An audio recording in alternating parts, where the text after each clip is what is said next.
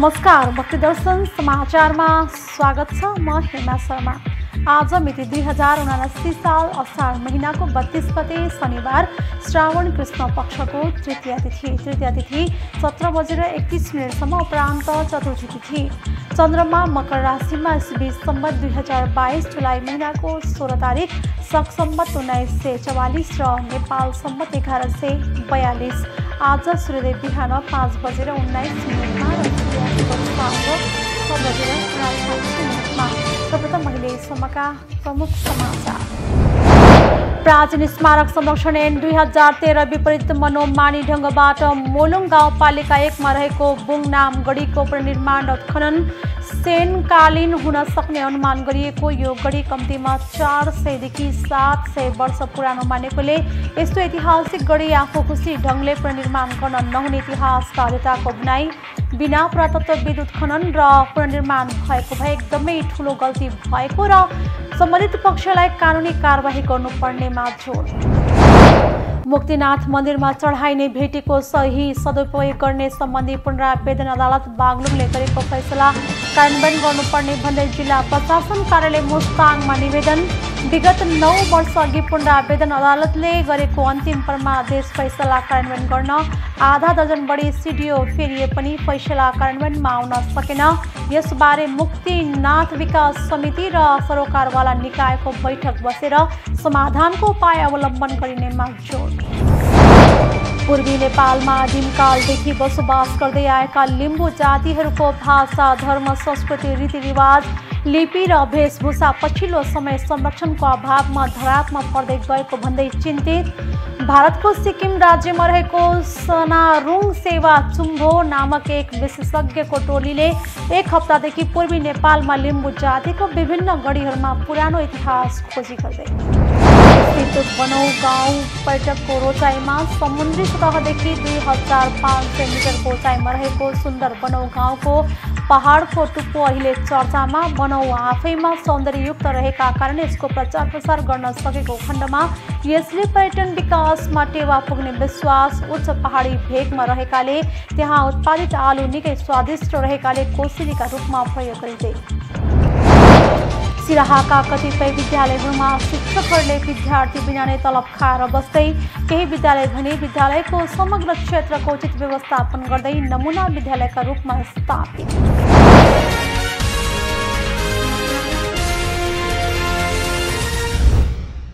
अब समाचार विस्तारमा। प्राचीन स्मारक संरक्षण ऐन 2013 विपरीत मनोमानी ढंगबाट मोलुङ गाउँपालिका 1 मा रहेको बुङनाम गढीको पुनर्निर्माण र उत्खनन गरिएको छ। उद्देश्य सरकारको पर्यटन मन्त्रालयले पुरातत्व विभागसँग समन्वय नगरी गढीको पुनर्निर्माण र उत्खनन गरेको बताइएको छ। प्राचीन स्मारक संरक्षण 2013 विपरीत मनोमानी ढंगबाट मोलुङ गाउँपालिका 1 मा रहेको बुङनाम गढीको पुनर्निर्माण र उत्खनन गरिएको छ। पुनर्निर्माणको क्रममा पुराना ढुङ्गाको पर्खालका बङ्करहरू भत्काएर कङ्क्रिटको पर्खाल निर्माण गरिएको छ। त्यसैगरी बङ्कर भएको खाल्डोहरू समेत खनिएको छ। पुरातत्वविद लगाएर उत्खनन गर्नुपर्नेमा उपभोक्ता समिति मार्फत काम गरिएको हो। गढीमा रहेको मन्दिर र गढी संरक्षण तथा पुनर्निर्माणका लागि 50 लाख बजेटमा यी काम गरिएका हुन्। बुङनाम गढीमा करिब 400 वर्ष अघिसम्म बुङ्गे नाम गरेको किराँती राजाले शासन गरेको भनाइ छ। सेनकालीन हुन सक्ने अनुमान गरिएको यो गढी कम्तीमा 400 देखि 700 वर्ष पुरानो मानिन्छ। यस्तो ऐतिहासिक गढी आफू खुसी ढंगले पुनर्निर्माण गर्न नहुने इतिहासका अध्येता भोगीराज चामलिङले बताउनु भएको छ। बिना पुरातत्वविद उत्खनन र पुनर्निर्माण भएको भए एकदमै ठूलो गल्ती भएको र सम्बन्धित पक्षलाई कानुनी कारबाही गर्नुपर्ने उहाँको भनाइ छ। करिब 2 रोपनी क्षेत्रफलमा फैलिएको गढीको संरक्षण तथा पुनर्निर्माणको काम उपभोक्ता समितिले गरेको हो। उपभोक्ता समितिका अध्यक्ष धनबहादुर बानियाले आफूहरूले वर्षौंदेखि पटक पटक पुरातत्व विभागमा अनुरोध गरे पनि कुनै सहयोग नपाएको बताउनु भएको छ। यसपछि प्रदेश सरकारलाई अनुरोध गरी बजेट उपलब्ध भएपछि काम गरेको उहाँको भनाइ छ। उहाँले डिजाइन एस्टिमेट लगायतको सबै काम प्रदेश सरकारबाट भएको आफूलाई यनबारे जानकारी नभएको अध्यक्ष बानियाले बताउनु भएको छ। पुरातत्व विभागका प्रवक्ता तथा पुरातत्वविद रामबहादुर कुँवरले यो काम सरासर कानुन विपरीत भएको बताउनु भएको छ। कुनै पनि प्राचीन स्मारक तथा गढी लगायत क्षेत्रहरूको उत्खनन, संरक्षण, पुनर्निर्माणको काम गर्दा प्राचीन स्मारक संरक्षण ऐन अनुसार पुरातत्व विभागसँगको समन्वयमा मात्र गर्नुपर्ने बताउँदै उहाँले कानुनी कारबाही गर्न सकिने व्यवस्था रहेकोले यो कामका लागि कुनै जानकारी नआएको, यदि त्यसो गरिएको हो भने यो ऐन विपरीत भएको बताउनु भएको छ। उक्त मन्त्रालयका सूचना अधिकारी गायत्र श्रेष्ठले आफै स्थलगत रूपमा गढी संरक्षणको काम अनुगमनका लागि पुगेको बताउनु भएको छ। उहाँले पुरातत्व विभागसँग समन्वय आफ्नो मन्त्रालयले गरे नगरेको जानकारी नभएको बताउनु भएको छ।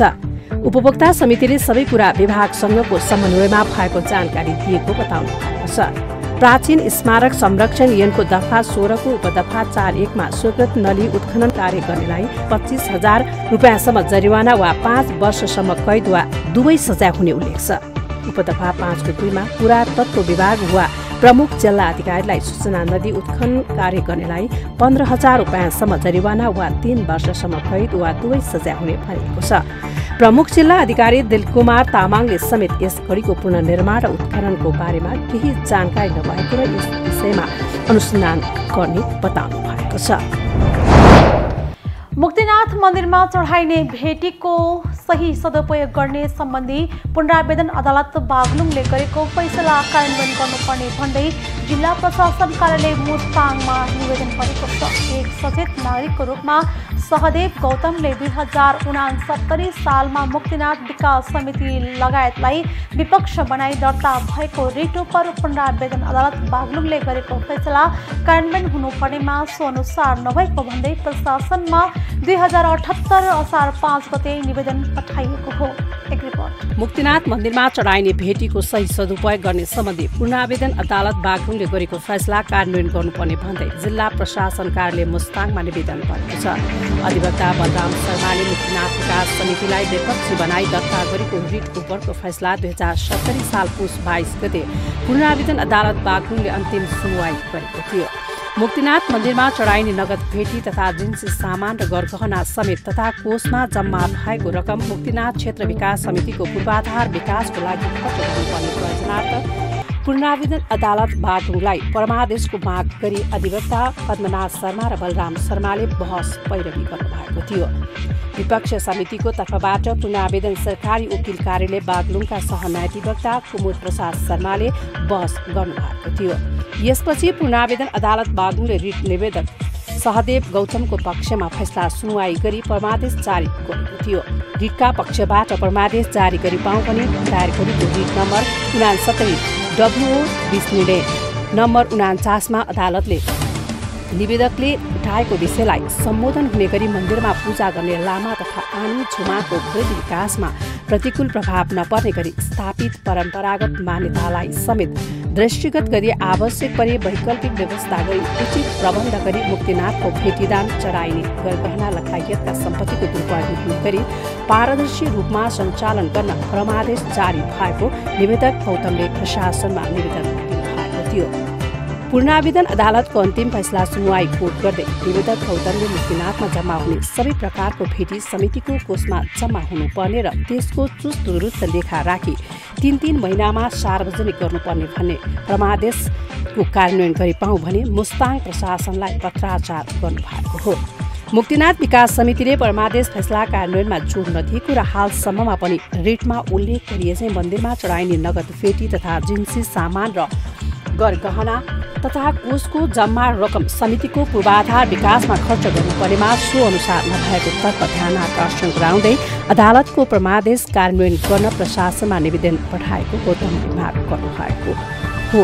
मुक्तिनाथ विकास समितिको पक्षबाट अन्तिम आदेश अघि भएको बहसमा सहन्यायाधिवक्ता कुमुद प्रसाद शर्माले मुक्तिनाथ मन्दिरको भेटी पारदर्शी भएको पूर्वाधार विकासमा काम गरिरहेको र समितिको कोषको रकम सार्वजनिक गर्ने गरेको बताउनु भएको थियो। झण्डै 9 वर्ष अघि भएको यस प्रकारको फैसला अझै कार्यान्वयनमा आउन नसकेको जनाइएको छ। मुक्तिनाथ विकास समितिको अध्यक्ष प्रज्य र मालपोत कार्यालयका प्रमुख सदस्य सचिव रहने समितिको विधानमा उल्लेख छ। विगत 9 वर्ष अघि पुनरावेदन अदालतले गरेको अन्तिम परमादेश फैसला कार्यान्वयन गर्न आधा दर्जन बढी सिडियो फेरिए पनि फैसला कार्यान्वयनमा आउन नसकेको हो। मुस्ताङका प्रज्य नेत्र प्रसाद शर्माले यस बारेमा मुक्तिनाथ विकास समिति र सरकारवाला निकायको बैठक बसेर समाधानको उपाय अवलम्बन गर्ने बताउनु भएको छ। पूर्वी नेपालमा आदिमकालदेखि बसोबास गर्दै आएका लिम्बू जातिहरूको आफ्नै भाषा, धर्म, संस्कृति, रीतिरिवाज, लिपि र वेशभूषा रहेको छ। आफूलाई प्रकृतिको पूजकको रूपमा मान्ने यी जातिहरू पूर्वी नेपाल तथा भारतको सिक्किम, पश्चिम बङ्गाल, कालिम्पोङदेखि भुटानसम्म बसोबास गर्दछन्। पछिल्लो समयमा यी जातिहरूको भाषा, लिपि, संस्कार, संस्कृति तथा ऐतिहासिकता संरक्षणको अभावमा धरापमा पर्दै गएको छ।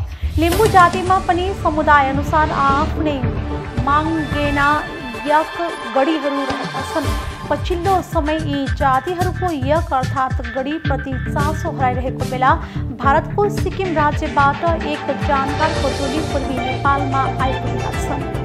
भारतको सिक्किम राज्यमा रहेको सनारुङ सेवा छुम्बो नामक एक विशेषज्ञको टोलीले एक हप्तादेखि लिम्बू जातिको विभिन्न गढीहरूमा पुरानो इतिहास खोजी गरिरहेको छ।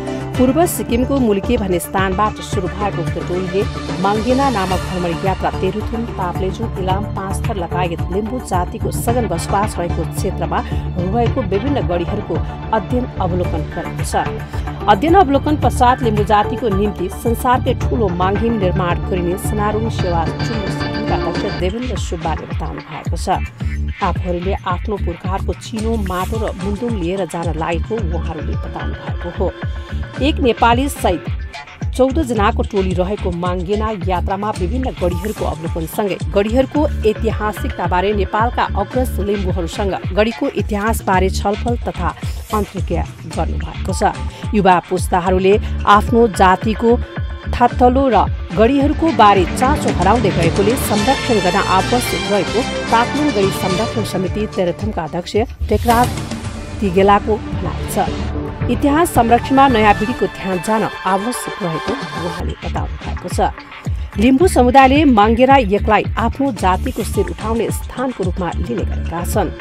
लिम्बू जातिले विवाहको लगनमा अनिवार्य मुन्दुम मार्फत फेदाङमाहरूले गढीको सम्बोधन गर्ने गरेका छन्। सिक्किमको लिम्बूहरूले सुरु गरेको माङ्गसेना यात्राले नेपालमा बसोबास गर्ने लिम्बूहरूलाई समेत आफ्नो गढी तथा पुर्ख्यौली थाथलो संरक्षण गर्न सन्देश दिएको चाङसिङ गढी एक संरक्षण समिति तेह्रथुमका अध्यक्ष दिल ताक्साङले बताउनु भएको छ।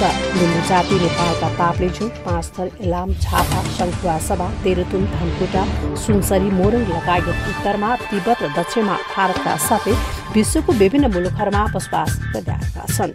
पछिल्लो समय युवाहरू आफ्नो भाषा, लिपि र संस्कार, संस्कृति संरक्षणमा चासो राख्न छाड्दै जाँदा लिम्बू समुदायको मौलिकता घुम्ने सम्भावना बढेको छ।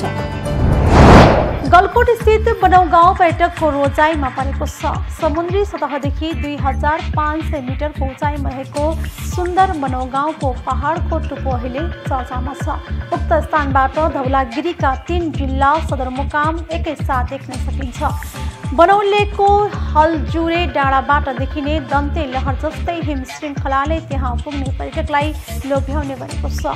हलजुरे डाँडाबाट देखिने सूर्योदयले दार्जिलिङको झल्को नै मेटाउने गरेको पर्यटकहरू बताउँछन्। सूर्योदय हेर्नका लागि दार्जिलिङ पुग्ने पर्यटकका लागि यो आकर्षक गन्तव्य बन्न सक्नेमा दुई छैन। म्याग्दीको सदरमुकाम बेनी बजार, बागलुङ बजार र पर्वतको कुस्मा बजार एकसाथ देख्न सकिने उक्त डाँडाले बनौप्रति पर्यटकलाई आकर्षित गरिरहेको छ। मध्य पहाडी पुष्पलाल लेक मार्ग बागलुङ पर्वत खण्डको अरमादीबाट 1 घण्टामै पुग्न सक्ने स्थानमा रहेको बनौ अहिले सडक कालोपत्र भएपछि झनै बढी चर्चामा आउन लागेको हो। कला संस्कृतिको धनी रहेको बनौ गाउँमा मगर समुदायको बाहुल्य छ। उनीहरू मारुनी नाच र मगर बाजा यहाँको पहिचान हो। उकालो कच्ची सडक भएका कारण कालोपत्र नहुँदा बनौ पुग्ने शास्ति भए पनि अहिले बनौसम्मै सडक कालोपत्र पुगेपछि आन्तरिक पर्यटक यहाँ आउन थालेको जलजला गाउँपालिका 9 बनौका अध्यक्ष गौबहादुर पुनले बताउनु भएको छ। बाहिरी पर्यटक ल्याउने मुख्य आधार सडक भएका कारण हाल मात्रै सडक कालोपत्र भएको बताइएको छ। बगैँचाबाट 12.5 किलोमिटर सडक हालै मात्र पक्की भएपछि बनौ पुग्न निकै सहज भएको छ। अहिले हलजुरे डाँडामा पुग्ने पदमार्ग, शौचालय सहितको सकल र खानेपानीको व्यवस्था गरेका र दोस्रो कार्यकाल भर्खरै सुरु भएको बताइएको छ। भनौँ आफैमा सौन्दर्ययुक्त रहेका कारण यसको प्रचार प्रसार गर्न सकेको खण्डमा यसले पर्यटन विकासमा टेवा पुग्ने विश्वास गरिएको छ। सबैको सहयोगमा यस क्षेत्रको प्रचार प्रसारमा जुटेको बताइएको छ। वडा कार्यालय र गाउँपालिकाले समय समयमा पर्यटन क्षेत्रका विज्ञ तथा पर्यटन अभियान कर्मीलाई त्यहाँ लैजाने गरेको छ। उक्त पहाडी भेगमा रहेकोले त्यहाँ उत्पादित आलु निकै स्वादिष्ट मानिन्छ। त्यहाँ पुगेकाहरूले बनाउको मुख्य बाली आलु खोजी कोसेली लैजाने गरेका छन्। बागलुङ पर्वत र म्याग्दीबाट करिब 1 घण्टाको सवारी यात्रामा पुग्न सकिने भएपछि 3 जिल्लाका आन्तरिक पर्यटकको रोजाइ बनौ लेक बन्न थालेको छ। यस स्थानमा चिसो मौसम र हिउँ पर्दा बढी आन्तरिक पर्यटक पुग्ने गरेको स्थानीय अम्बहादुर बर्बुजाले बताउनु भएको छ। यस स्थानमा सूर्योदय दृश्यावलोकन नै मुख्य विशेषता भएको र पछिल्लो समय पर्यटक त्यहाँ वनभोज खान समेत पुग्ने गरेका छन्।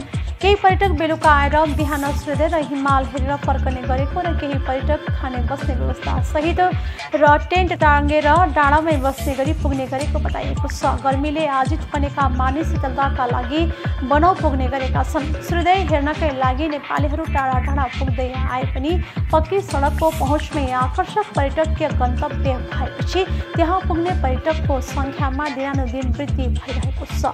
बनौ लेकको डाँडाबाट 3 जिल्लाका सदरमुकामसँगै धौलागिरी, अन्नपूर्ण, नीलगिरी लगायत दर्जनौं हिम श्रृङ्खला सजिलै देख्न सकिन्छ। सिराहाका कतिपय विद्यालयहरूमा शिक्षकहरूले विद्यार्थी बिना नै तलब खाएर बसिरहेको अवस्था छ। तर केही विद्यालय भने विद्यालयको समग्र क्षेत्रको उचित व्यवस्थापन गर्दै नमुना विद्यालय बनेका छन्। सिराहाका कतिपय विद्यालयहरूमा शिक्षकहरूले विद्यार्थी बिना नै तलब खाएर बसिरहेको अवस्था छ। तर केही विद्यालय भने विद्यालयको समग्र क्षेत्रको उचित व्यवस्थापन गर्दै नमुना विद्यालय बन्दैछन्। 108 वर्ष पुरानो सिराहाको चन्द्र माध्यमिक विद्यालय देशकै दोस्रो पुरानो विद्यालय हो। काठमाडौँको दरबार हाई स्कुल पछिको उपत्यका बाहिरको पहिलो विद्यालय हो यो। हाल कक्षा 10 सम्मको विद्यार्थी सङ्ख्या 1833 रहेको छ। कक्षा 12 मा मात्र 485 जना विद्यार्थी रहेका छन्।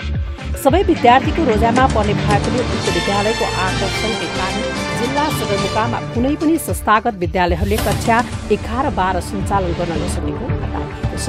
अहिले सिराहा सदरमुकाममा कुनै पनि संस्थागत विद्यालयमा 11-12 को पठन पाठन भइरहेको छ।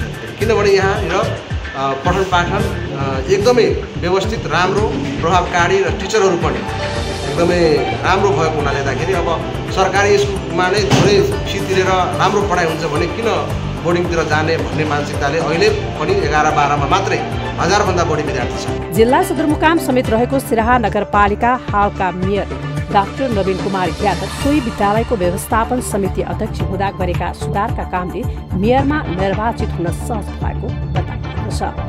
विद्यालय सुधारका लागि आफूले सक्दो प्रयास गरी विद्यालयलाई नमुना विद्यालय बनाउन सफल भएको मेयर यादवको भनाइ छ। विगतमा शिक्षकहरूले हाजिर गर्ने, आफ्नो निजी घरको काम गर्ने, शिक्षकहरूले हाजिर गर्ने, आफ्नो खेतको काम गर्ने, शिक्षकहरूले हाजिर गर्ने, बजारमा गएर टाइम पास गर्ने, त्यस्तो मेरो पालिमा हुँदैन।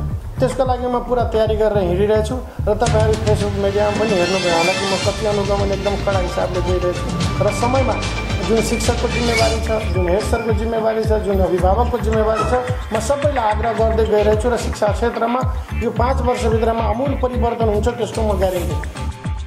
5 वर्षमा शिक्षामा आमूल परिवर्तन गर्ने नगरपालिकाको योजना रहेकोले 6 महिनाभित्रै सुधारका कार्यहरू देखिने शिक्षा शाखाले जनाएको छ। हाम्रो मेयर सर लगायत हाम्रो जुन अहिलेको टिम जुन छ नि त्यो हामी एकदम एउटा इनर्जेटिक टिम भएर हामी अगाडि बढिरहेका छौँ। हाम्रो मेयर सर पनि युवा हुनुहुन्छ र शिक्षामा उहाँले पुरै एफोर्ट लिनुभएको छ। म शिक्षालाई सुधार्छु र मैले त्यही भनेर 6 महिनामा आउँछ। विद्यालयमा विद्यार्थीको सङ्ख्या अत्याधिक धेरै भएर भर्ना रोक्नुपर्ने स्थिति सृजना भएको छ। तर विद्यार्थीहरू भने अन्य विद्यालयको तुलनामा सबै दृष्टिकोणबाट उक्त विद्यालय राम्रो भएकोले सोही विद्यालयमा पढ्न रुचाउने गरेका छन्। स्कुल बोर्डिङ होस्, सरकारी होस्, त्यता टिचर र पढाइको विद्यार्थीको महत्त्व हुन्छ। नानी हाम्रो स्कुलमा त टिचर धेरै आउँछ, त्यसैले मलाई सरकारी र बोर्डिङमा त्यति डिफ्रेन्स देखेको छ। क्लासमा टिचर पनि टाइम आउनुहुन्छ भने सेम लागेको छ। मलाई गर्व फिल हुन्छ भने अरूको विद्यार्थीको भन्न सक्न। तर म आफ्नो यो देशको सेकेन्ड स्कुल चन्द्रमाधव विद्यालयबाट मलाई गर्व फिल भइरहेको छ। अनि हाम्रो यताको प्रिन्सिपल पनि धेरै राम्रो हुन्छ, मकसुदर कण्डेल पनि हाम्रो स्कुलको धेरैभन्दा धेरै विकास गर्नुभएको छ। त्यसैले मलाई ज्यादा सरकारी स्कुलमा पढ्ने भएर लज्जा लागेन भने मलाई गर्व भइरहेको छ, किनभने म सरकारमा पढिरहेको छु। अनि विद्यालयको विकासका लागि सरकारवाला निकायहरूबाट भने अपेक्षाकृत सहयोग हुन नसकेको विद्यालयले जनाएको छ। जो शिक्षक उपलब्ध गर्नको लागि, किनभने विद्यार्थी हामी भर्ना गऱ्यौँ, कति विद्यार्थी सही पठन पाठन गर्नको लागि, अब राम्रो पठन पाठन गर्नको लागि यदि शिक्षकको व्यवस्थापन हेर्ने भन्ने र समाज सापेक्ष मात्र विद्यालयमा ध्यान राख्यो भने यो विद्यालय भोलि राम्रो बन्छ। अहिले हामीहरू राम्रो बनेर राम्रो बाटोमा आएको छ।